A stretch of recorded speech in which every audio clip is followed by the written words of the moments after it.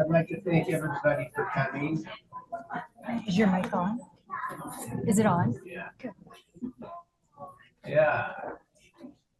Gonna be a fun night. We're gonna celebrate Student of the Month and Employee of the Month, and just want to thank everybody for coming tonight. And I'm gonna call this meeting to order, and we will begin with the flag salute. So Amber, could you lead us? Yes. I Pledge allegiance to the flag of the United States of America and to the republic for which it stands, one nation, under God, indivisible, with liberty and justice for all.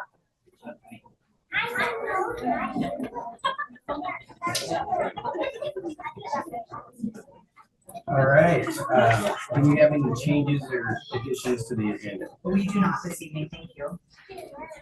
Can I read a motion for the consent agenda? I move that we approve the consent agenda as written. Second. All in favor? Aye. Aye. Aye. Yep, Donna is virtually with us. So, okay, that will take us to the superintendent's report. We're going to start this evening with our update from Ridgefield High School, and tonight we have another one of our officers, Jade Gonzalez, here to report.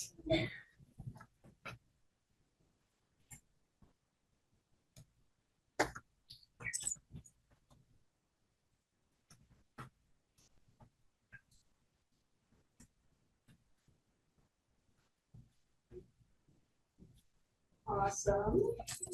Good evening, President Jones, Superintendent Dr. Rodriguez, and the board. My name is Jake Gonzalez, and I'll be presenting for the high school. So we had a winter formal assembly, and it went very well. We had on court Danica Allen as the queen, Davis Sullivan as the king, Mason T, Hayden M, Sydney A, Jenna C, Carson Y, Callie C, Sean T, and Brittany K. And some new things that we did at the assembly today, on Friday, was we had a cheer performance right before their state send-off. We had students represent their clubs and play some games, and we had unified players come out and shoot some hoops, and the entire stadium was cheering for them. It was really awesome. And the next Saturday we had the dance, and it went really well. And then birthday board for this month is February, and we have cute little hearts with everyone's name on them and their birthday. What birthday board does is just simply recognize the students at RHS and their birthdays, and we do a board like this every single month, and we deliver birthday cards daily to all the students. And this is just a thing that we as a student body do to build more relationships with the high school. And then we had our home unified game on February 1st. It was really great. We had a bunch of people volunteer and come support the unified team. And the season is coming to an end, but we added to their collection of victories after we brought home the win on February 1st after a very tight game. And we had an entire football team cheering on the sidelines and a cheer team cheering on as well. We are also going to be having a unified soccer game taking place later in the school year. And finally, we have Welcome to RHS, which is a campaign run by Natalie Evans and Zoe Hill, which is a great way for us to build relationships with other students in the school. And this goes on year-round as we really try to make sure that every single student is accommodated for and feels welcome at our school. And that is it.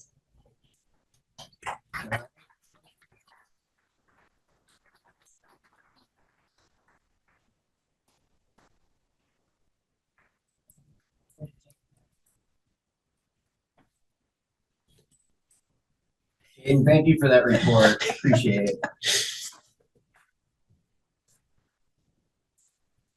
Okay, at this time we are going to begin recognition for our students of the month. Our board members are going to come down in the front. And I think our first student is not here, so I'm looking for Jackie Bernard. So we want to congratulate Jackie, who is from Wisdom Ridge Academy. She is a senior there, and she is the Wisdom Ridge Student of the Month. If we could give her a big round of applause.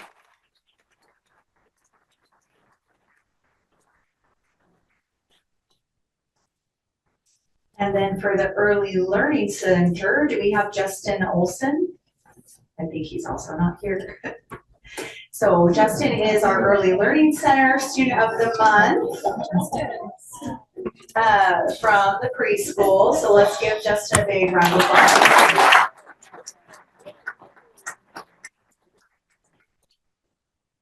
The fastest has ever gone. Okay, next up, so they're going to show us how it's done, is Ellie Christensen from Southridge Elementary. So,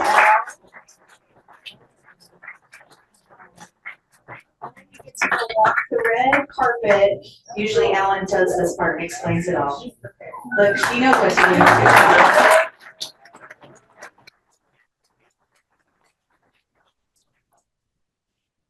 Hi, everybody. I'm Jill Ninehouse. I'm the principal at Southridge, and we're really excited to recognize Elle Christensen. She's a third grader at Southridge. Here's what staff had to say about Elle.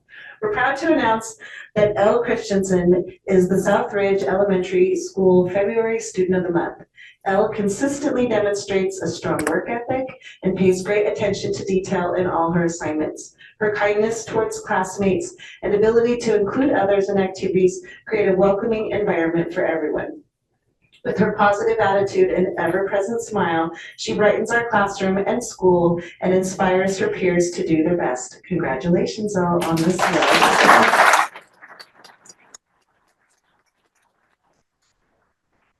What did you bring with you tonight?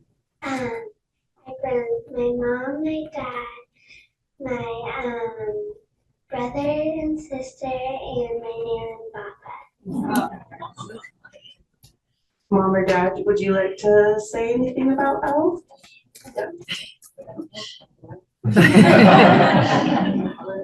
My commissioner? Okay. Hi. I just wanted to say, Elle, when she was a baby, I always sang to her the song "You Are My Sunshine."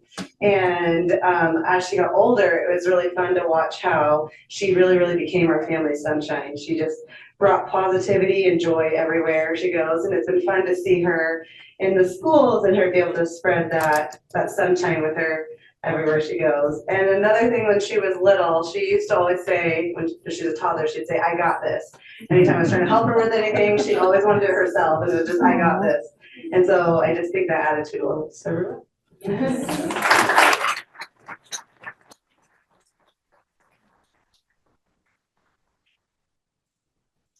All right, Union Ridge, here you go.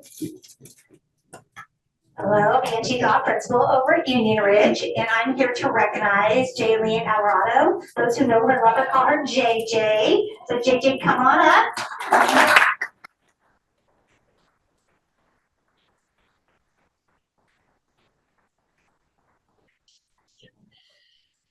JJ, this is what the staff at Union Ridge had to say about you.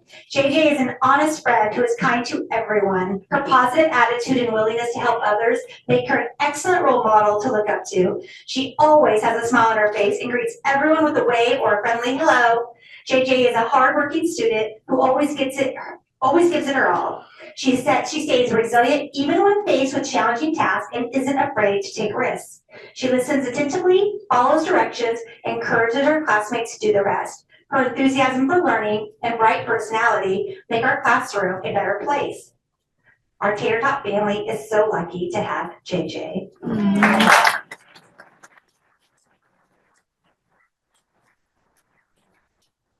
you want to share who you brought with you today?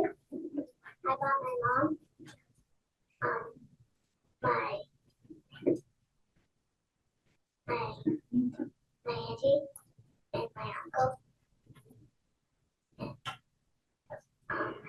And it's also your teachers are here too. Would you like to speak on her behalf? There's her family here, anyone? Yeah. Yeah, come on up. Yes. We just want to share, I mean, everybody's seen the joy and the happiness that JJ brings to everyone. And I know as her cousins love her to death, and we love her to death too. So more than just proud to share this moment with her and have it recognized by other people. So thank you very much.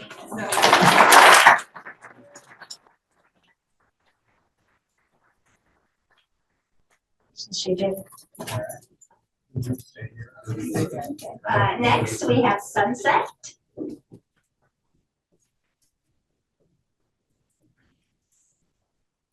Good evening, everyone. I have the special privilege of announcing the Sunset Ridge Student of the Month, and that's Eliza Mansfield.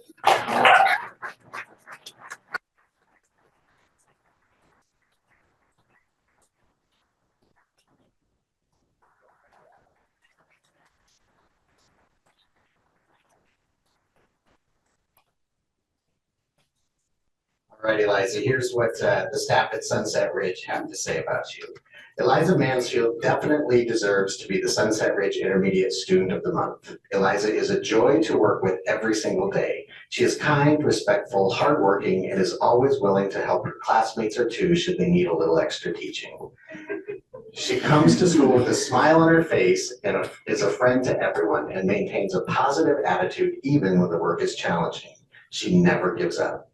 Many students benefit from Eliza as well during group work and projects. She has that gift of teaching, not just giving answers. She tries her hardest, which passes off onto her peers and encourages them to work their hardest as well.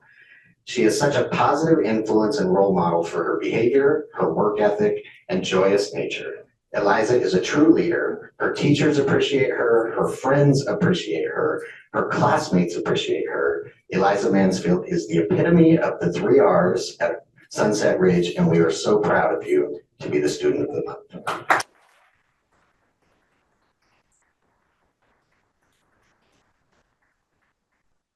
I saw you walked in with a crew. Who'd you bring with you? I brought my mom, my dad, my sister, my aunt, and my grandma. Would anyone like to say anything? All right.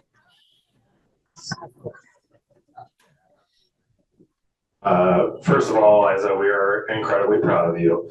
Not just because you perform so well at school, but mostly because of your work ethic inside of school and outside of school, and also how you treat others and lift others up. You put other people first. And we love that about you. And we are really grateful too that her educators and her teachers see those things in her. So we want to make sure that we're thanking Sunset Ridge, her 5th grade teacher, Ms. Cochran, her 6th grade teachers, Ms. Stolka, Ms. Norby, and Ms. Cosgrove, for lifting that light up in her and letting that shine. They cultivate that in her every single day. And we absolutely love that and appreciate that. And more than anything, kid, we're proud of you. Never change. Although we'd love to have it slow down a little bit with you going up so fast. We're just extremely excited to see how you get to positively impact others as you grow up here in Ridgefield. So.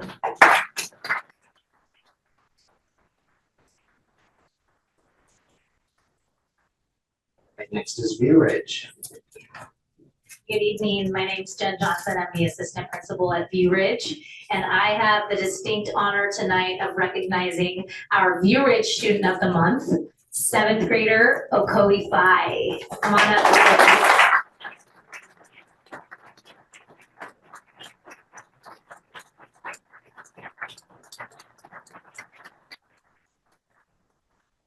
So much good stuff to say about Okoi that it wouldn't fit on the entire page. So here we go. We are thrilled to announce that Okoi Fai has been selected as View Ridge Middle School Student of the Month for February. Okoi inspires students and teachers alike. Here's what some of her teachers have to say.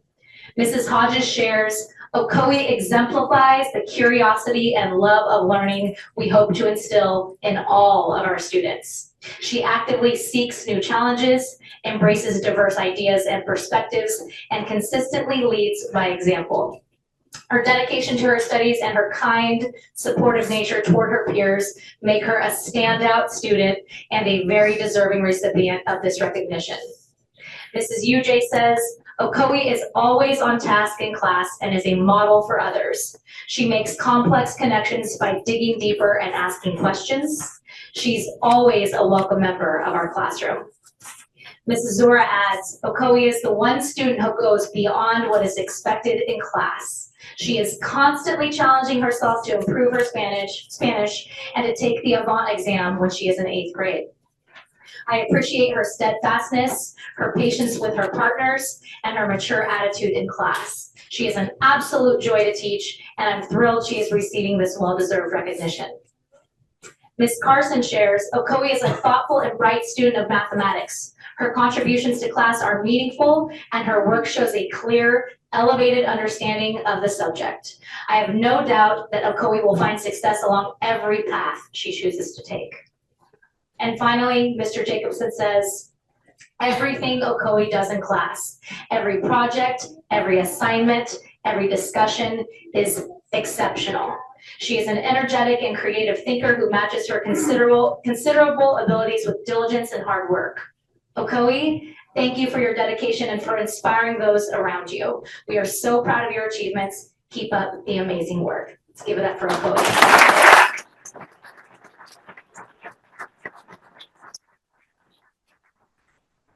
And here's the embarrassing part. We've got some family members here tonight. I see ya. Anyone want to speak on Okoye's behalf?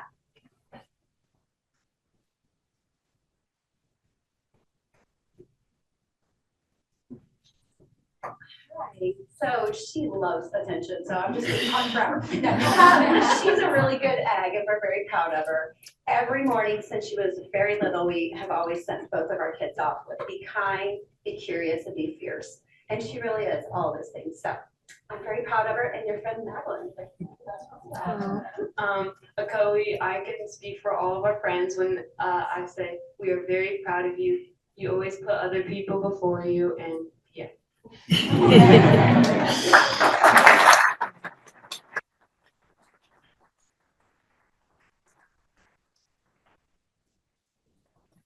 All right, handing it off to the high school. All right, I am here to announce Elijah Regino as Ridgefield High School Student of the Month.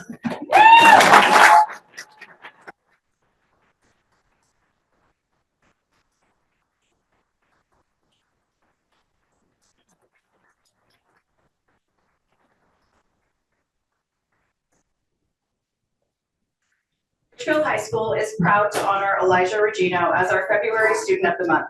Elijah is a truly remarkable individual who exemplifies growth, creativity, and a positive attitude in everything he does.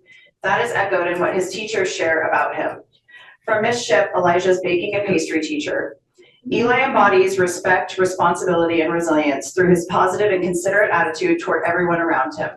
He treats others with kindness, bringing laughter and excitement to the classroom, especially mine, where his dancing and uplifting energy brighten everyone's day. From Miss Peary, Elijah's creative writing teacher. Elijah came into creative writing with a willingness to learn, but feeling unsure of his ability. Over the semester, his confidence and creativity have grown leaps and bounds. Elijah is also a kind and humble human who shares his true self through his writing, while also encouraging his classmates in their creativity. And finally, from Miss House, Elijah's fine arts teacher. I love Elijah's willingness to experiment with new approaches, try new things, and explore the most bizarre ideas. What most folks don't necessarily know about Elijah is that he is one of the most kind-hearted young men out there. He hopes to be a dad one day, telling me that he thinks being a good father is perhaps the most satisfying job a man could hope for. He loves his siblings and his parents. He loves his friends and his teachers. And this year, Elijah has done a better job of extending that love to himself as well. I am so proud of him now, him in the past, and him in the future. From poetry to his kitchen creations to Friday nights on the football field, it's evident that Elijah has made a lasting impact on Ridgefield High School. We are proud to have you as part of the Sweater family.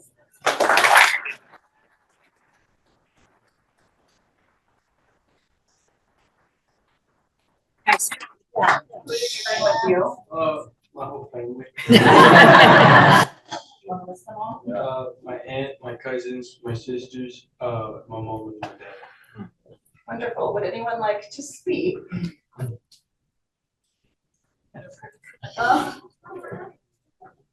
Elijah, we are beyond proud of you. It is such an honor to be able to see other people express what we've said to you since you were a little kid. Since you were in kindergarten, you're a friend collector, you're a smile maker, you are just a positive, bright light for people. And I don't even know how much you know what joy you bring to your family, to people who meet you. I've had countless strangers come up and tell me what a wonderfully kind, fun human being you include people. You are just a light in a world that needs a lot more light, and we're very proud of you.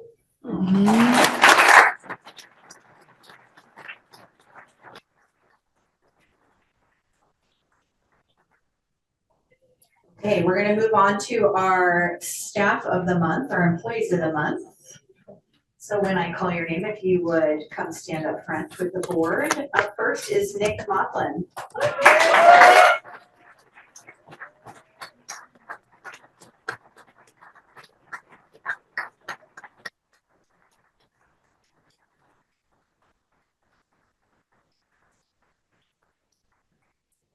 Since joining the staff mid-year in the 23-24 school year, Nick has seamlessly stepped into his role as school counselor and quickly become an invaluable part of the Union Ridge team and the Tater Tot family. Though he's been here less than a year, it already feels like he's been part of our community forever. Nick is a natural leader and a true go-getter, always going above and beyond for students, staff, and families. His kindness, compassion, and dedication do not go unnoticed. Whether leading SEL groups, checking in with students, or supporting parents and teachers, he makes himself available in every way possible.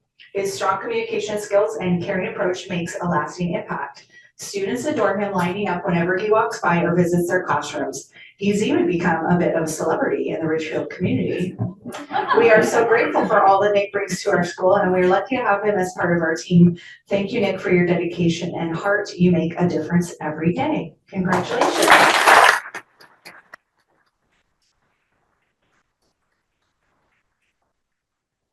From my wife, my 2 daughters, and one of my good friends. Okay, and I understand someone special has words to say. My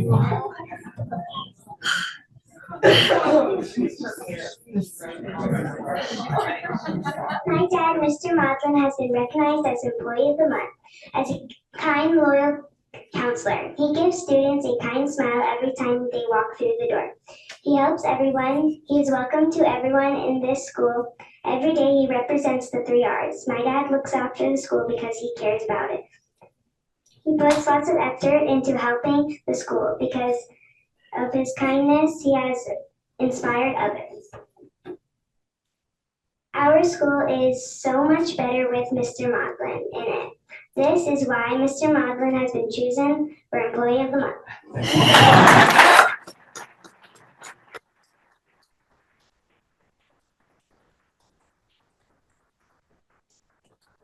Special guest.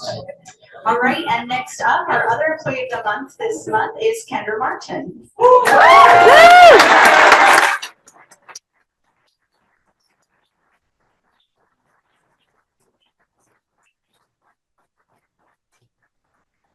If you've been to this building anytime during the regular day, you've probably seen Kendra. Kendra greets parents, students, staff, and community members with a warm smile and a genuine eagerness to help every single day.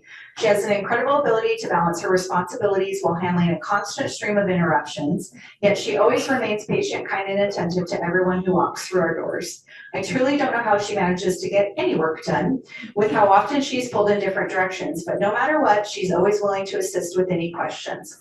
Her dedication and positive attitude makes such a difference in our district. Kendra is not just an essential part of our RSD team, she's the welcoming face and heart of our district, and we're so fortunate that she is often the first person people meet when they visit. She also knows every single preschooler's name. We appreciate her hard work, her kindness, and the many ways she contributes to making RSD a wonderful place for everyone. Congratulations, Kendra.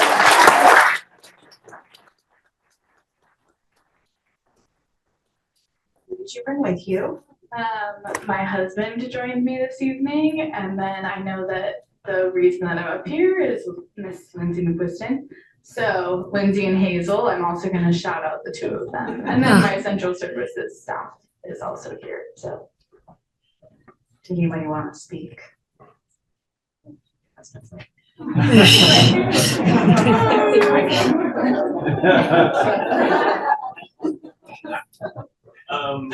I'm really proud of you. For those of you who don't know her very well, she comes home every day, tells me all about all the things she gets to do. A lot of the district runs through her, whether it's scheduling facilities, preschoolers. So really just what I hope to say is that to the parents who are here, I hope you guys are really, just optimistic about the adults who work here in the school district, the difference they make in your kids' lives. It's really inspiring. So thanks.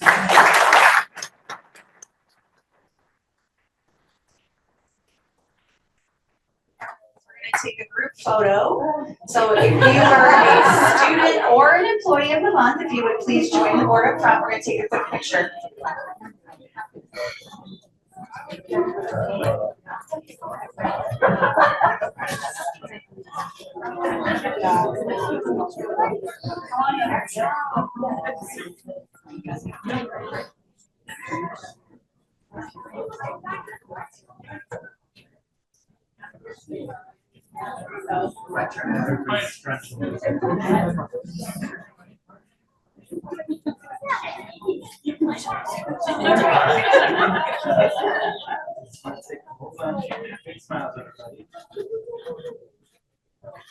And just be irritating and very thorough. I'm gonna use my phone to take pictures too. All right, one more time, big smile, everybody. All right, thank you, congratulations, everyone.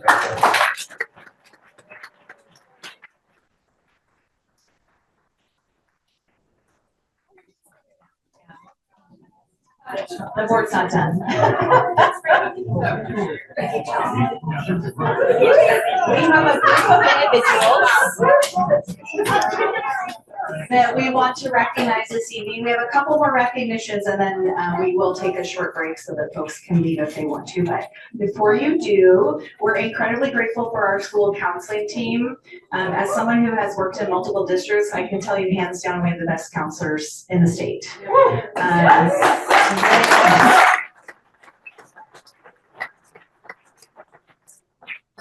Valuable support to our students and our staff every day. Their dedication, compassion, and unwavering commitment help to create safe, supportive, and nurturing environments where students can grow academically, socially, and emotionally. Whether offering guidance through challenges, leading social emotional learning groups, or simply being a listening ear, our counselors make a profound impact on the well-being of our school communities. 2 of our counselors have even gone through rigorous training to have therapy animals at our campuses, which is just so wonderful, and the kids absolutely love it. Thank you for all you do to empower and uplift our students. You are truly appreciated. So when I call your name, if you would come on down, we're going to have you shake the board's hands, and then we'll do a group counselor photo as well. Union Ridge, come on back down. Nick Modlin.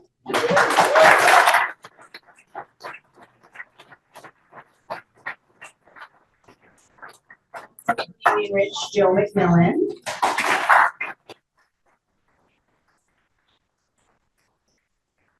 Southridge, we have Ann Lamping and Anna Moskal.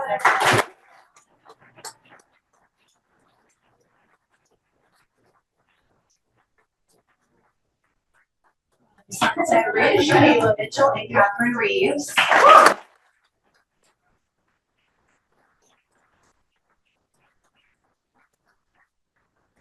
From View Ridge, Donna Allen and Tatsui Key.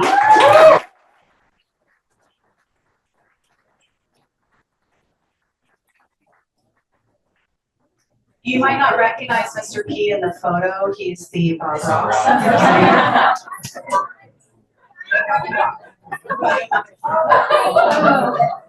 And from Ridgefield High School, Monica DeShazer, Matt Wetterow, and Rebecca Wagner.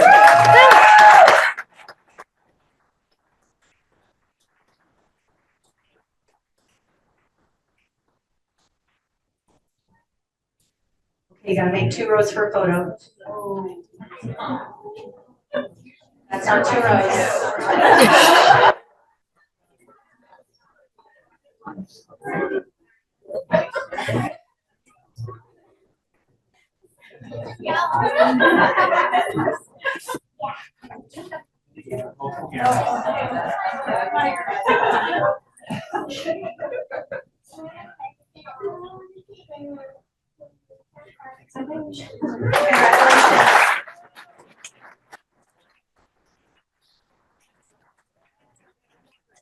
Not done yet. Okay. One more group that we're recognizing this evening is our National Board Certified Teachers. National Board Certification is a rigorous voluntary certification process for teachers that recognizes excellence in teaching. In our state, it is considered the highest professional credential that an educator can achieve. The process involves a comprehensive assessment of a teacher's practice, including student work analysis, classroom videos, and reflective writing, all measured against high and rigorous standards. Earning National Board Certification demonstrates a teacher's deep commitment to student learning and continuous professional growth.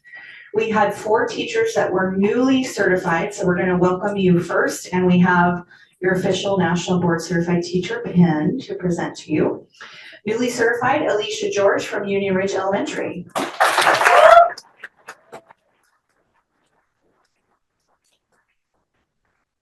Also, Wendy Golden from Union Ridge Elementary.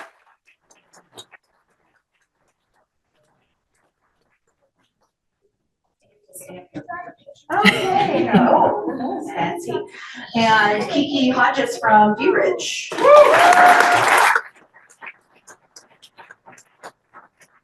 One more, Allison Ames from Ridgefield High School.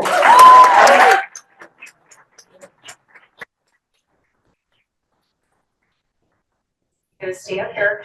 We also had 5 of our staff that maintained their certification. So they not only did this process once, they signed up to do it again. I would like to celebrate with Jamie Hine from Central Services.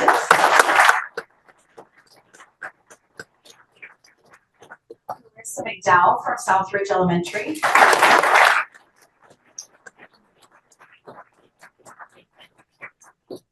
It's Stamp from Union Ridge Elementary.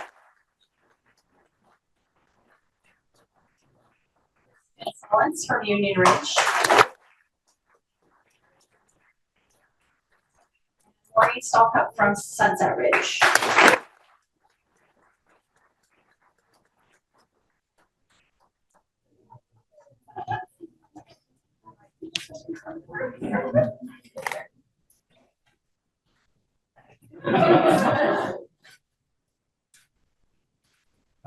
Almost done.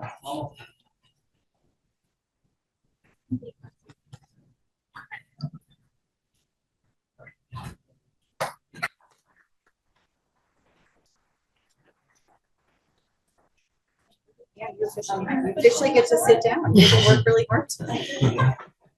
Leaving all the fancy things here.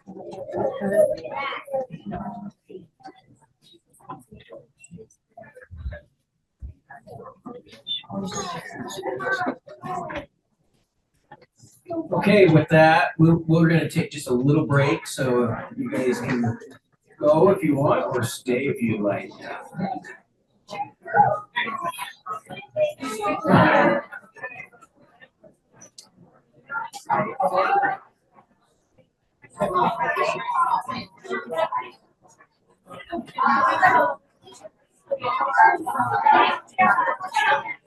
Yes, thank you.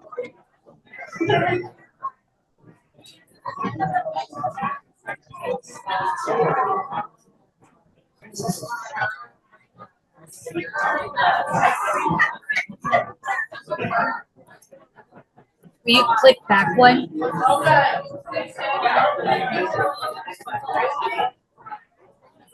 Nope. Got it. Got it. Is that not play? Is it on? There. Okay, go back. Yep. Okay, perfect.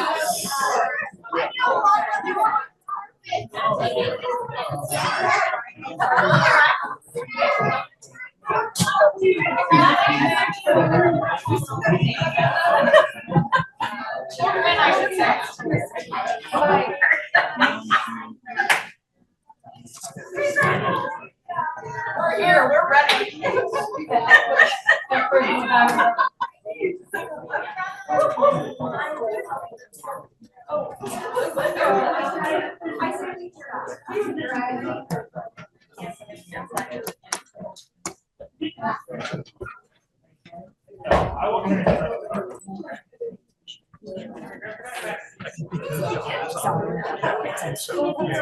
I can check.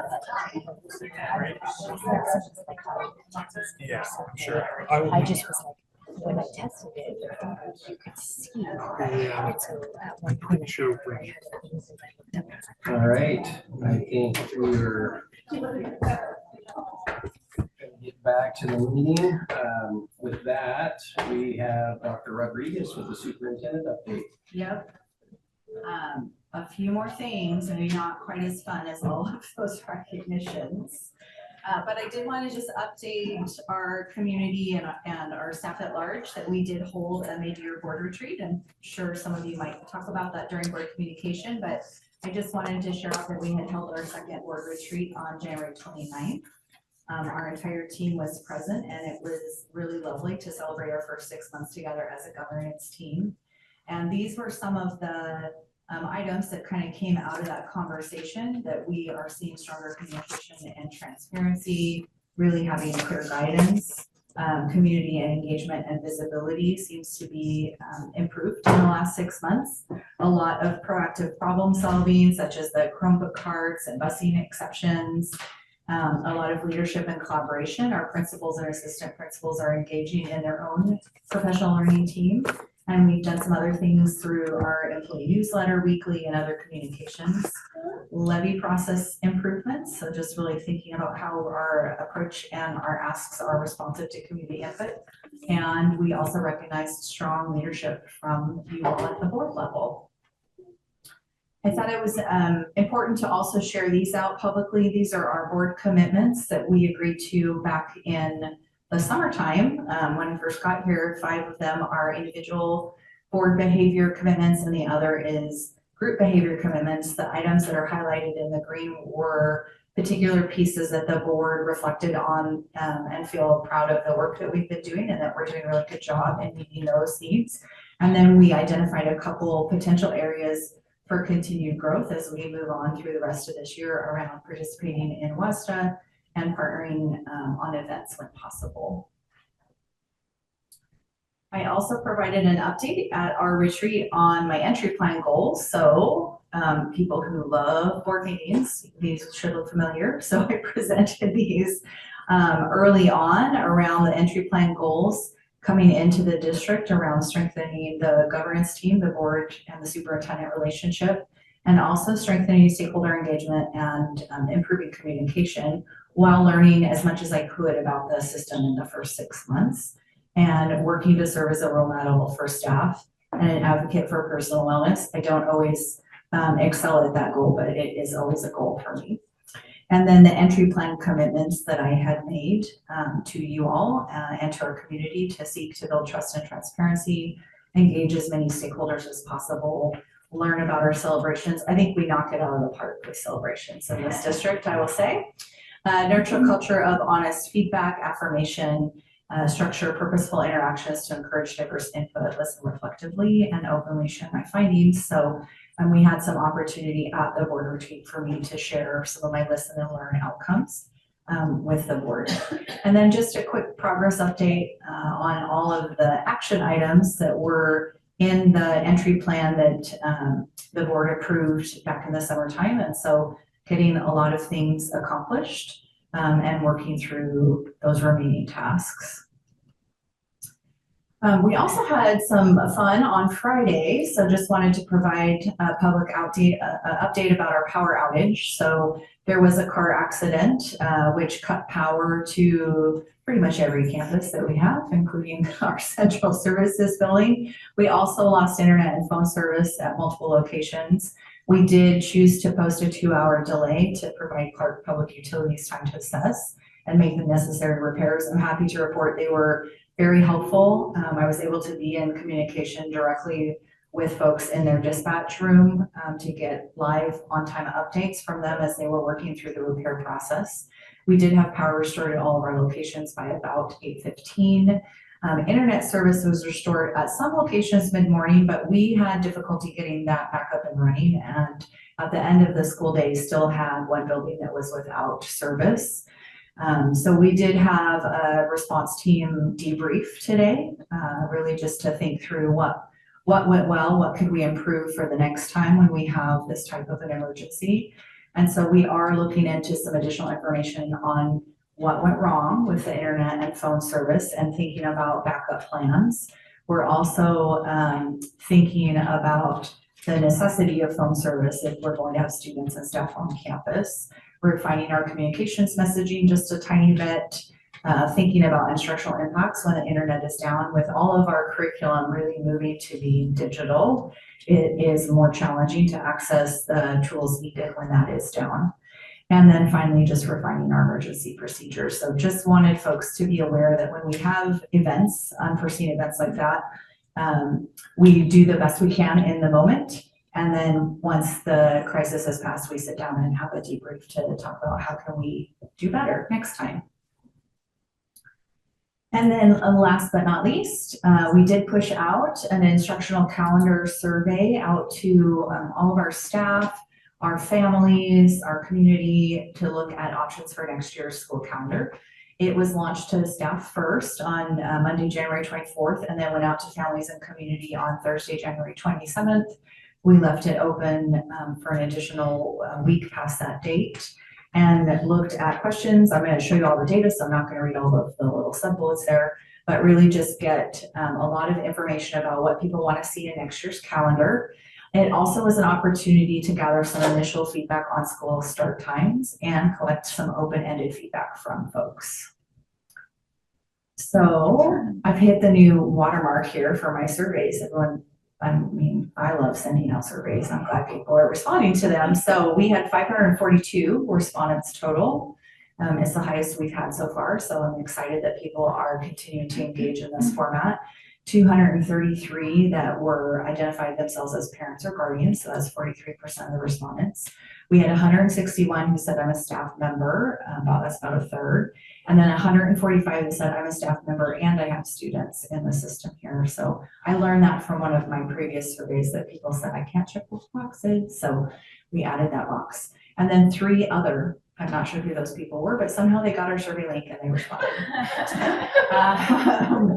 By combining the staff members who were staff and parents, we actually had 302 staff members that responded in total and 374 parents and guardians in total. So just to clarify, it's because some people are in both buckets. So great response rate, happy with that. We asked about the start and the end of the school year. 44% preferred a later start in the year and a later release in June. We had just 17% preferred starting earlier in August and getting out earlier in June. So that was a pretty significant difference there. And then almost like just over a third of the respondents, 34.3% preferred a more balanced calendar with more breaks and a shorter summer break. So fascinating. I really didn't know what we would hear back from folks. On this particular one, I was curious myself on whether there was a difference between staff response and parent response. And actually it was very, very close. So for staff and the people who checked staff and parent responses, 47% of those said, let's start later in August. 19% said start earlier and 34% said more balanced calendar. So you can see it's almost identical to what you see in the graph.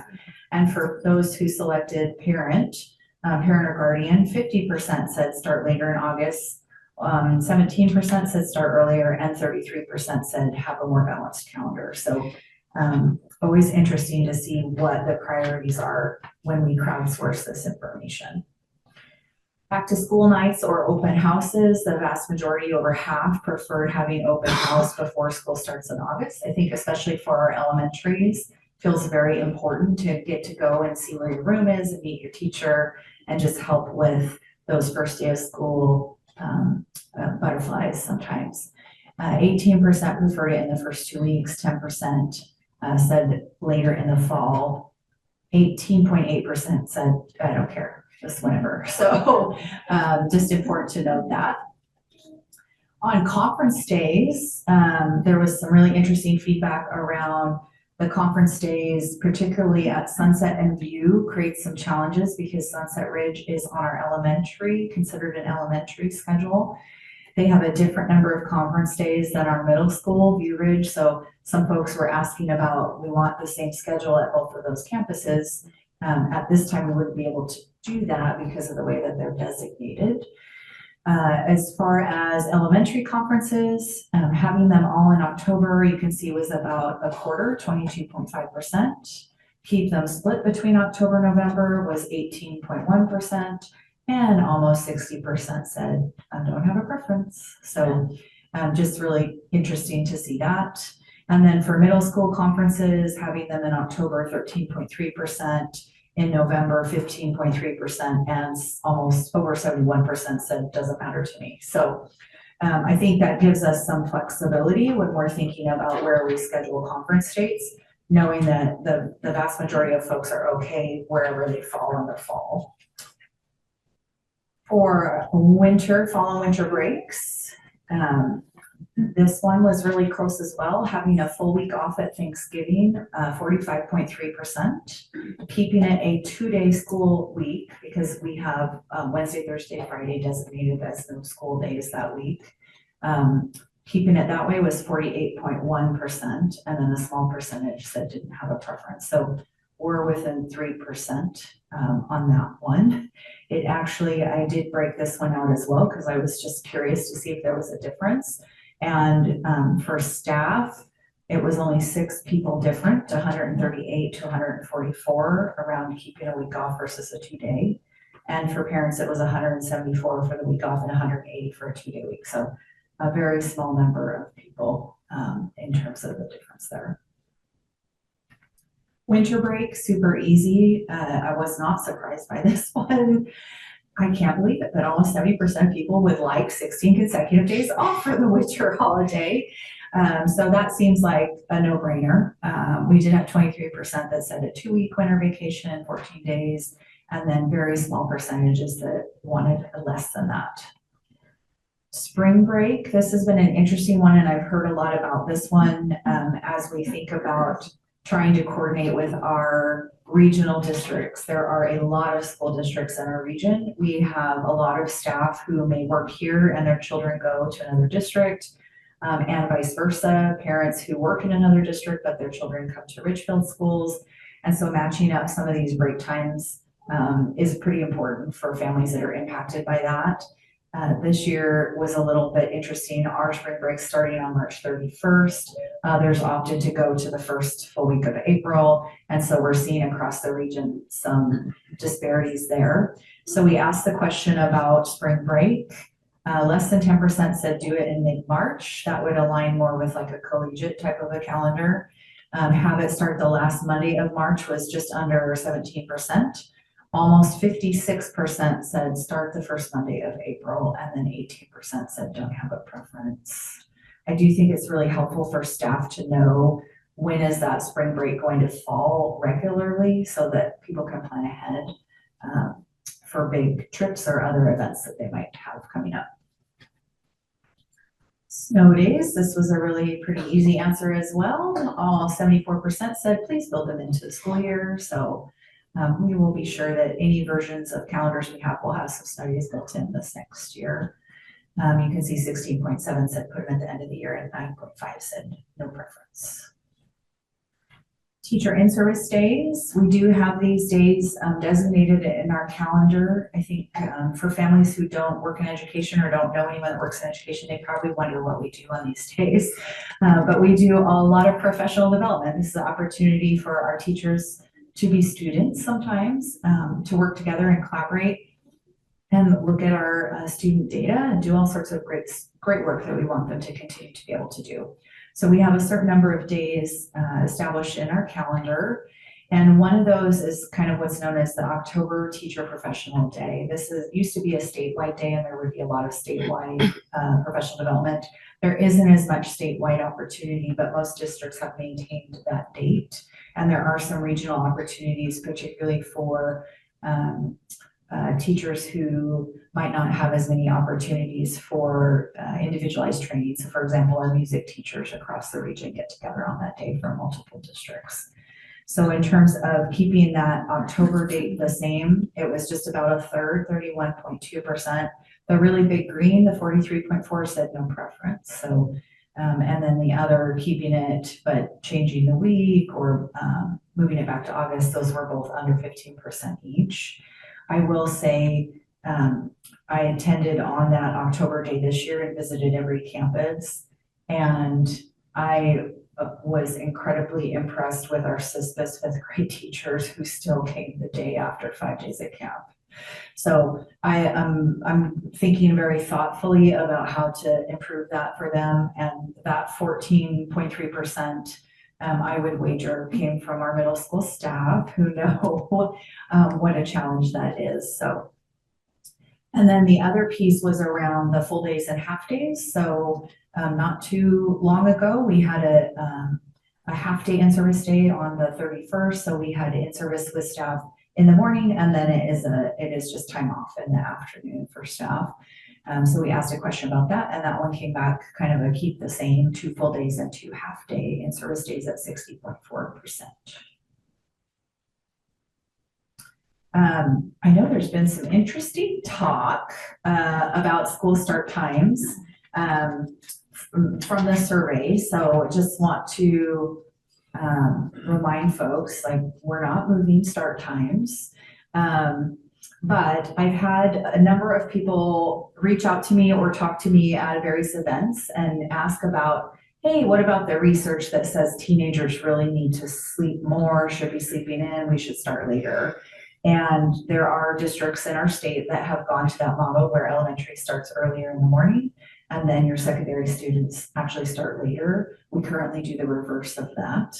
And I was just curious to find out, is there much interest in this? Because if there's very little interest, then we don't need to maybe invest time looking into that.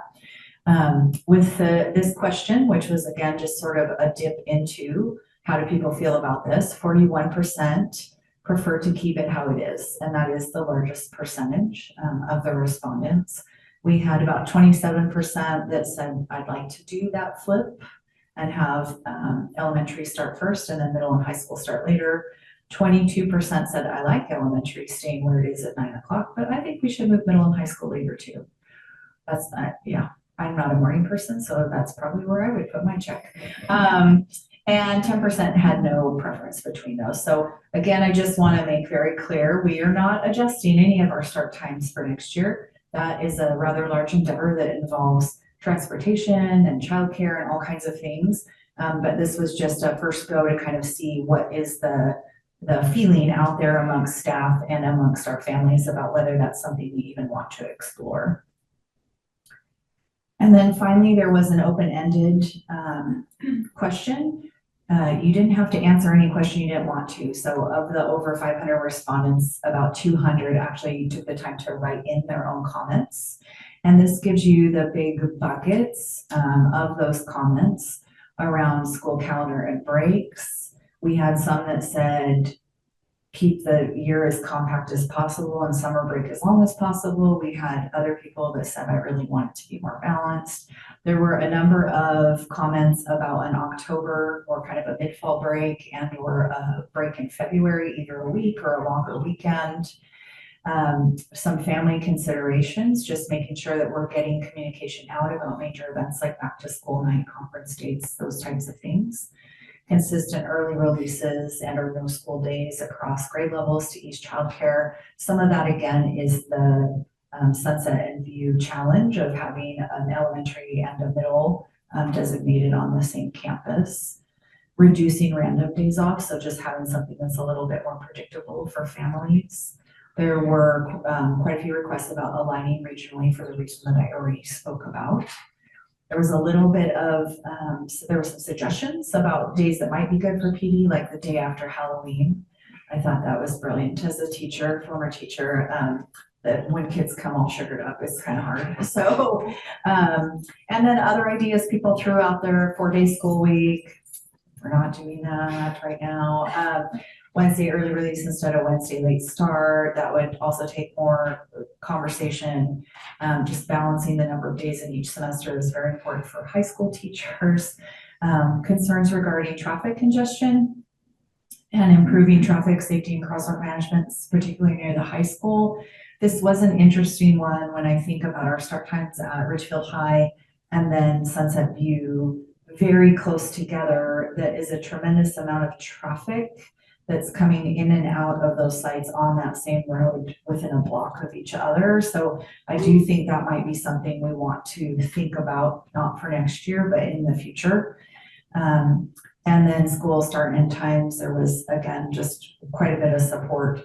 A couple things I did want to just share. There were over 20 comments that said start after Labor Day. And I thought this was interesting because that used to kind of be how school was you start after Labor Day. But we've been starting sort of that week before Labor Day for a long time. But 20 of the 200 people who took the time to write in comments specifically called that out. So I think it's worth thinking about that. And the other item that had the most responses with 18 comments was support for year-round or balanced calendar. There's been, I know, some talk out in the community about the school's trying to go to year-round school. Nowhere in the survey did it say year-round school. So we're not trying to go to year-round school. But there are obviously people who are having that conversation. So just, I think, important for us to be aware of that. So what's next with all of that calendar information? Based on the survey results, we're coming up with some calendar options. I know that for most folks, the thing that they are really wanting to know right now is around winter break and spring break.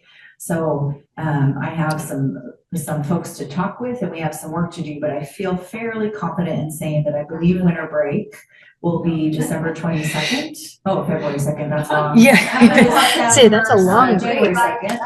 Yeah. It's gonna be like, Jenny is in the board report. Yeah. I'll be correcting that to say January 2nd. But that's the 2 full weeks with the 3 weekends. And then based on the survey data, that first Monday in April, I think if we're kind of thinking about that long-term first Monday in April, then it becomes more consistent. People can count on that. Is April 6th to April 10th.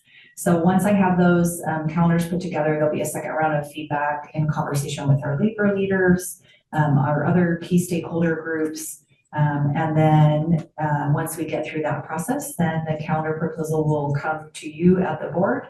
And the board has to adopt the instructional calendar. Once that's done, we will communicate, and get that information out. Happy to answer any questions about any of the topics that I updated you all on this evening. No, thank you.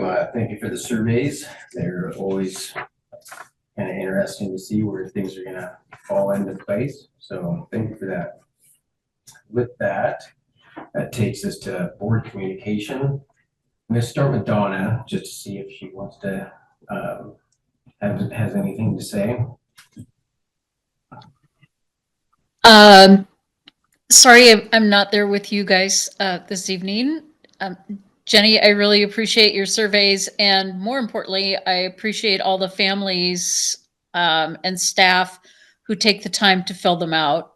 We glean a lot of important information, and it really helps make decisions that it's nice to have the input before we make a decision. So, thank you. Thanks, Donna. Jake. Just like to wish congrats to our board certified teachers, our counselors, and thank you for all the work you do. To our students and staff that were awarded this month, congratulations. Every month we do it, it's full of heartwarming vibes, but tonight there are a few moments that got me when I'm a girl dad and our counselor has his daughter read. That congratulations is amazing, and to have a high school young man talk about becoming a father one day is pretty inspiring stuff and awesome to see. Dr. Rodriguez mentioned our board retreat, and I want to just thank you for all of your facilitation and the work that went into it. Whether it's capital facilities or strategic plan, we have a lot of work to do as a board and as a district, and most of all, what I take away from our time together is we have the right people in place. We hired the right leader. I feel very confident in my fellow board directors and the group we have to do the work together.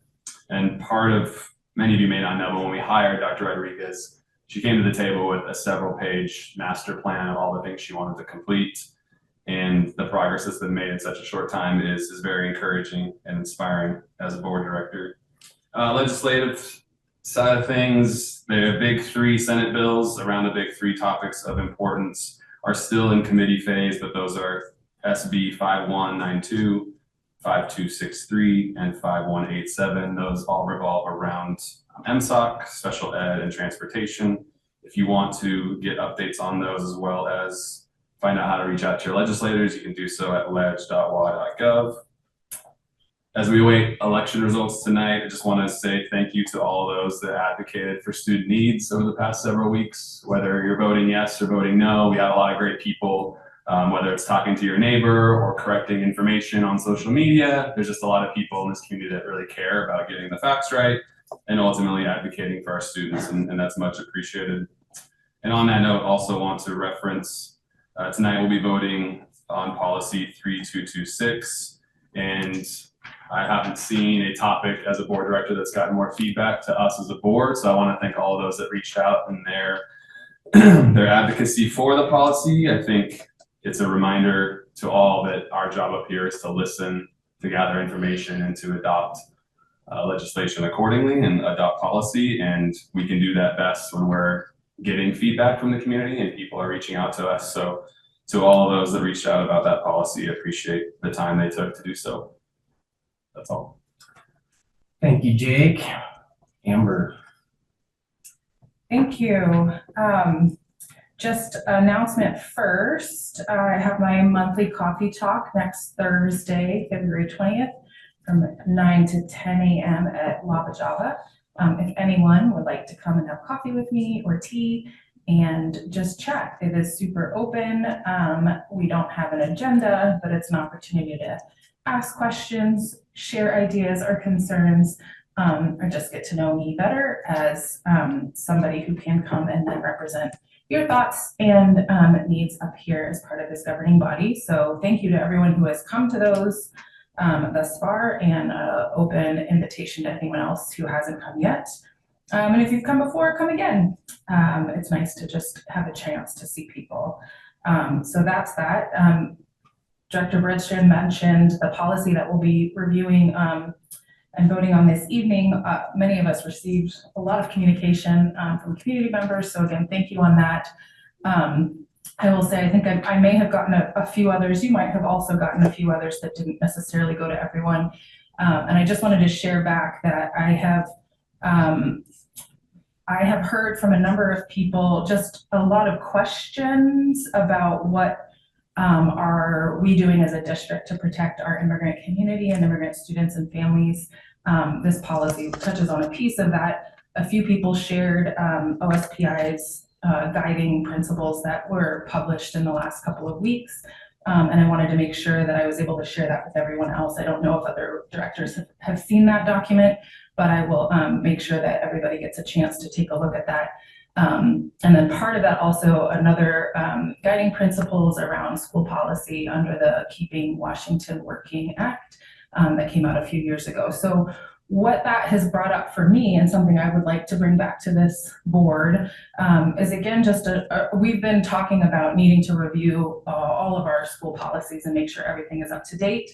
I have heard requests for just assurance and some reassurance that we have what we need in place to be able to protect our learning environment for students to focus on learning. So there's some work to do in terms of reviewing policy, and I know we've been trying to prioritize what policies we're looking at in what order. I would like to offer that we take some of those guiding principle documents and just make sure that we have in place all of the policy components that we would want to be able to have to reassure any family member, any community member who's feeling concerned about what might happen at school and in our school facilities. So that's something I'd like to continue that conversation with you all. And I know that Dr. Rodriguez, that's something that we are in the process of doing review. So I'll share those with you as well and pass those on. And I think that's it from me, besides ditto to a lot of the other things. But I am just, I feel very honored to be a part of this school system, seeing how much heart there is in the room, especially when families come in and bring their students. And we get to celebrate them and the educators that are part of that community as well, the folks in the office, all of the pieces that go into creating a space where kids can learn and feel proud of their parents, parents can feel proud of their children, and we can also celebrate our educators. So just feeling really honored tonight. Like you said, that was a very touching student of the month this evening, so thank you. Thanks, Amber. It's gonna be hard to follow these guys. But I'm gonna start with I love the student of the month and the employee of the month. And I love that we were able to celebrate our counselors. You guys are, you know, you carry a big job, and it's a very complicated job.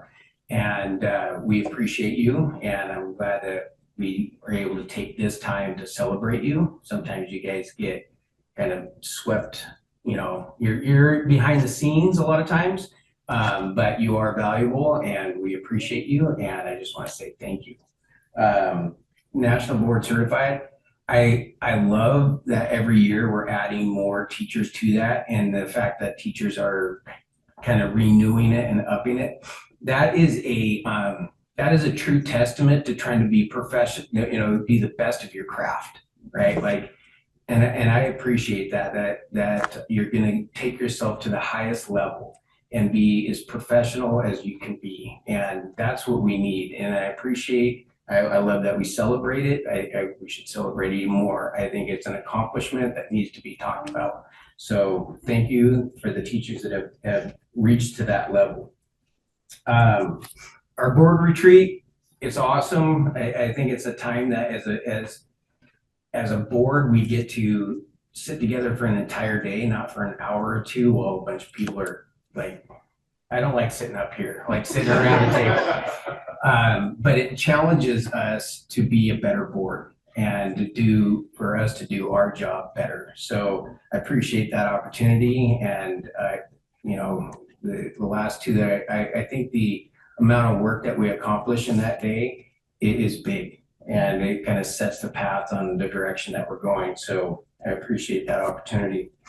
Power outage is, you know, I don't know if I've ever experienced a power outage like that one, where, I mean, maybe one building goes down, but not all of them. So I think it's a great opportunity that we do learn from it. You know, I mean, you don't know what you don't know. And sometimes it takes an incident for you to say, wow, that just happened and we weren't ready for it. So I appreciate that the district is coming together and not just like, ooh, we made it through. No, what we're doing is what happened, what worked, what didn't work, and again, that's being professional and sharpening those tools. So the next time that it happens, that we're better prepared. And so that's from, you know, you learn from. It's not a mistake. It's just a situation, and it seemed like everything went fine. But I appreciate that we're like fine tuning what we can do better.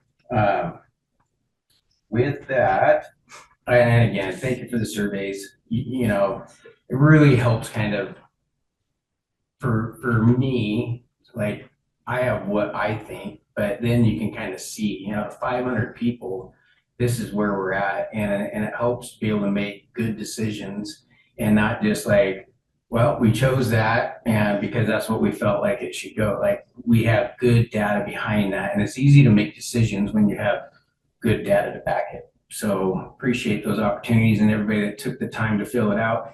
And I don't think it's an accident, or, you know, as we see those numbers grow, I think people see they did the survey, they evaluated it, and then they implemented what came from it. And people are more willing to fill out the surveys when they see what comes after that. And that's 100% by the district. So thank you.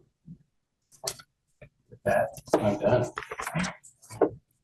Okay, we are, do we have public comment? We do, we have one. Okay. Okay, so as a reminder, public comments are limited to 3 minutes per person. A timer will display on the TV and give a 30-second warning. And so I'll call Maggie Butler.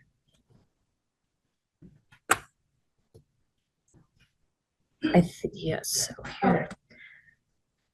Good evening, my name is Magdalena Butler. I reside at 1088 South Mill Hill Place. My family has lived here in Ridgefield since 2017. I have 3 students currently enrolled in the Ridgefield School District. I truly appreciate the Ridgefield School District community. The dedication and the hard work of the school staff, teachers, administrators, bus drivers, coaches have all created an environment where my students feel welcome, supported, encouraged, and challenged to reach their full potential. It is my hope that all families in our community experience the same sense of belonging and support. As we know, there are current issues affecting our community and, by extension, our schools. A palpable presence of hate, discrimination, and bias exists that we cannot ignore. It is essential to recognize that these issues have found their way into our educational environment, impacting the experiences of students and their families. I know that many students and families within our district have legitimate fears and concerns about their safety and well-being. 2 weeks ago, my own student returned home in shock, sharing that a peer had said to them, "I hope you get deported soon." Hearing this broke my heart and filled me with disappointment, sadness, and anger. While I hope this was an isolated incident, it reflects a broader problem that we must confront together. It is crucial that we understand that such statements can have lasting effects on students' mental health, their sense of security, and overall educational experience. This single example highlights the urgent need for us to take a stand against discrimination and to provide sincere support for our vulnerable and marginalized students and families. We cannot tolerate such behavior, and we must work collectively to create an environment where students feel safe. In light of these concerns, I am here to express my support for the policy 3226, interviews and interrogation of students on school premises. This policy is crucial in ensuring that our schools remain safe spaces for all students, free from the fear of unwarranted immigration enforcement. Additionally, I respectfully ask that you facilitate transparent communication with our families regarding the protections in place against immigration and customs enforcement agent interviews. It is vital that our families are informed and reassured about the measures being taken by this district to keep their children safe, as outlined in the OSBA guidelines, protections for immigrant students in Washington K-12 public schools. Thank you.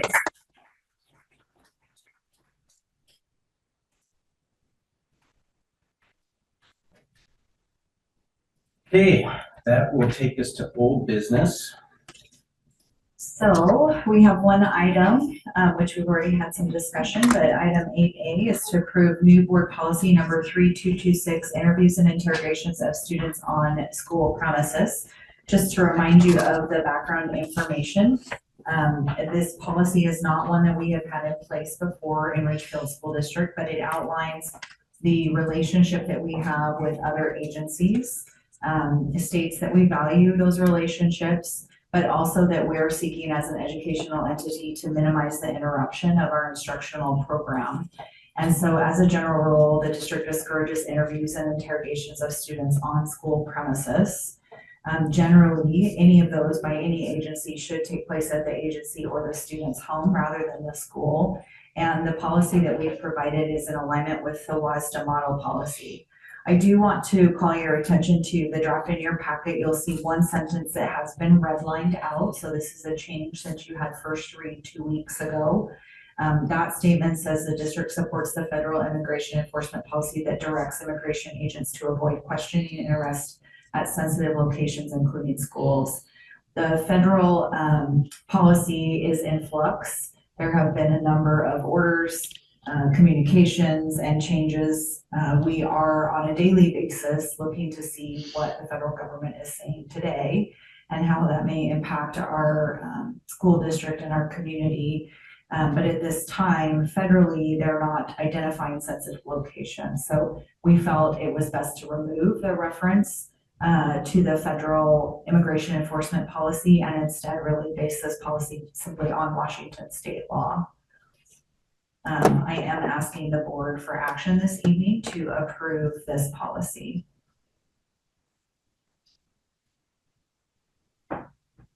I move that we approve policy 3226 as written with the edit provided. Second. Is there any discussion? Just to say again, we have received a ton of support for this policy from the community. And so I hope others will join me in supporting this. Yeah, I think this topic deserves some discussion. I first want to say that, like, I full-heartedly support it. This policy is for all families. It is, as a parent of children that I'm responsible for, I feel like I have the right to know who's going to be involved in interviewing my child and for what purpose. And so I think it's becoming like it's just immigration. It's not just immigration. It's all children are involved in this and families. And I think this is where parents should have they should have a say in the game. So I just want to be clear on that this is an all family policy. Number two, I want to make sure that the district is fully aware that this policy does not trump the law. Right? We need to stay within the law, and the policy should be in place that every building knows how to deal with the situation and that it gets relayed back to our superintendent, and our superintendent can interpret the law and then make the right decision for the district. My fear is that the policy could go into place and then a building could take it upon themselves to make a decision and put the district in trouble. And I think that won't happen if it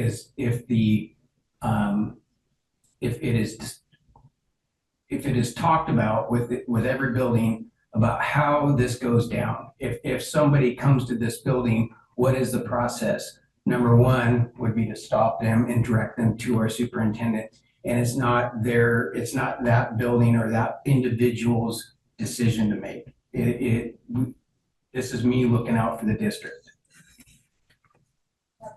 Dr. Rodriguez, there's a procedure that will go into place that will clarify and specify kind of what to do for staff, correct? Yes, there is. So as you know, as the board, you approve the policies. As the district, we then develop procedures that help to carry out those policies. So there is, in addition to this policy, there is a model procedure, 3226 from WASTA, and pending action by the board on the policy this evening, we're prepared to put the procedure in place as well. I do think it's important, just again, drawing attention to the board packet and the policy. The statement is very clear in the last sentence: staff shall not grant information or access to immigration agents unless or until the district superintendent determines the request complies with relevant case law and other applicable laws. So I think it is very clearly stated in this policy that we have substantially longer procedures that explain that process in detail, and our procedures are posted on our website in the same place that our policies are posted. So again, pending board action, those will both go up together at the same time. Is there any other discussion? All right, we'll go to a vote. All in favor? Aye. Aye. Aye. Aye.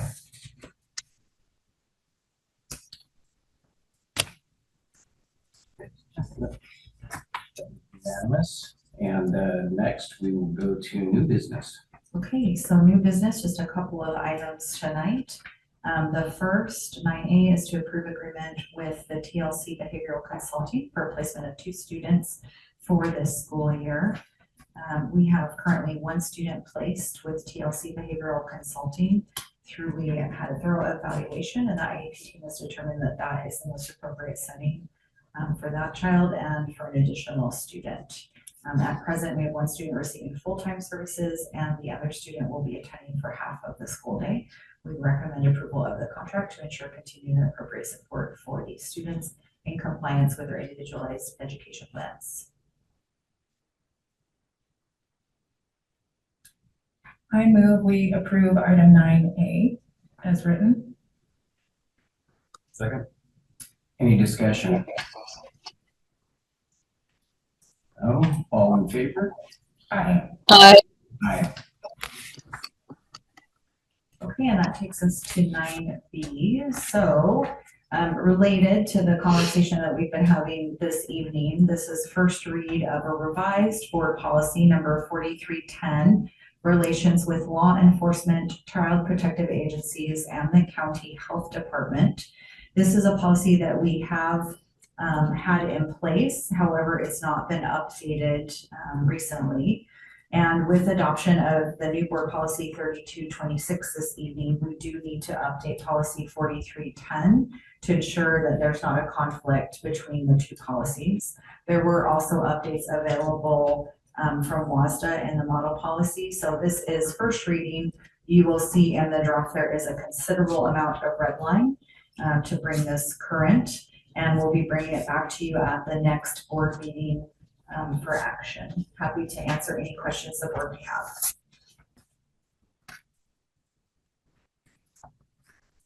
have. In reviewing this, I just noted that the piece of the language referencing the sort of the sensitive locations designation is still in here, so I would just suggest that we make that consistent across both. Absolutely. WASDA has not caught up with the guidance that's changing.